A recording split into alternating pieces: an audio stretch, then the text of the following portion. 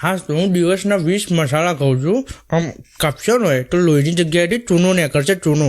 તમે દિવસના 20 મસાલા ખાઓ છો? હા, જો ઘણો રહું. એક જાજરૂ પહેલાં સવારે, એક જાજરૂ પછી, એક નાયા પહેલાં, એક નાયા પછી, બપોરે એક જમ્યા પહેલાં, પછી એક જમ્યા પછી નોકરી જાઉં ને જે 8 કલાકમાં 10 થી 11 માવા ભાઈબંધો અંગાત ઠોકી જાઉં એ અલગ.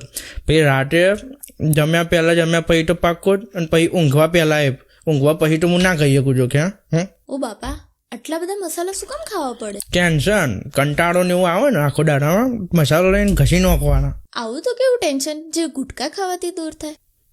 ઘરનું ટેન્શન, નોકરીનું ટેન્શન, અમારા જેવા સામાન્ય માણસના 1000 ટેન્શન હોય દાડાના.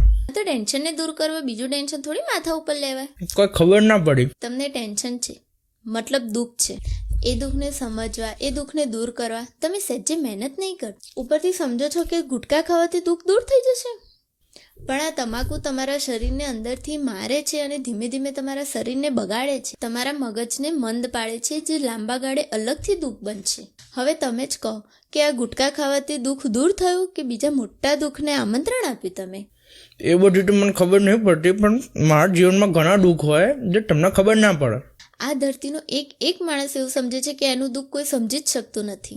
જો મારી એટલી સમજણ નથી આવી, અને મારા મા બાપે મારા લગ્ન કરાવી દીધા. એમને એવું એટલા માટે કર્યું છે કે એમના અંગાથી એવું જ થયું હતું, એમના મા બાપે એમના લગ્ન કરાવી દીધા હતા, તો એમને જવાબદારી સમજીને મારા પહેરાવી દીધું મને.